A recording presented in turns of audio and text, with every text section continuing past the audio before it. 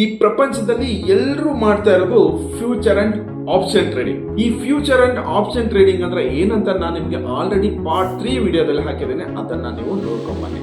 ಇವತ್ತಿನ ವಿಡಿಯೋದಲ್ಲಿ ಕಾಲ್ ಆಪ್ಷನ್ ಅಂದ್ರೆ ಏನು, ಪುಟ್ ಆಪ್ಷನ್ ಅಂದ್ರೆ ಏನಂತ ತಿಳಿಸ್ಕೊಡ್ತೇನೆ.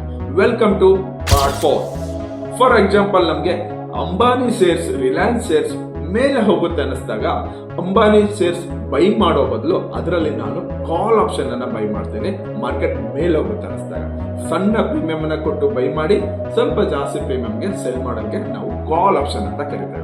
ಅದೇ ತರ ನಾವು ಪುಟ್ ಆಪ್ಷನ್ ಅಂದ್ರೆ ರಿಲಯನ್ಸ್ ಶೇರ್ಸ್ ಕೆಳಗಡೆ ಬರುತ್ತೆ ಅನ್ನಿಸ್ದಾಗ ಪುಟ್ ಆಪ್ಷನ್ ಕೂಡ ನಾವು ಬೈ ಮಾಡಬಹುದು. ಸಣ್ಣ ಪ್ರೀಮಿಯಂ ಅಲ್ಲಿ ಬೈ ಮಾಡಿ ದೊಡ್ಡ ಪ್ರೀಮಿಯಂ ಅಲ್ಲಿ ಕೂಡ ನಾವು ಸೆಲ್ ಮಾಡಬಹುದು. For example, Reliance shares market ಮೇಲೆ ಹೋಗುತ್ತೆ ಅನ್ನಿಸ್ದಾಗ 2000 ಇದೆ ಅಂತ ಅನ್ಕೊಳ್ಳಿ, 2100 ಹೋಗುತ್ತೆ ಅನ್ನಿಸ್ದಾಗ ನಾನು ಕಾಲ್ ಅನ್ನ ಬೈ ಮಾಡಬಹುದು.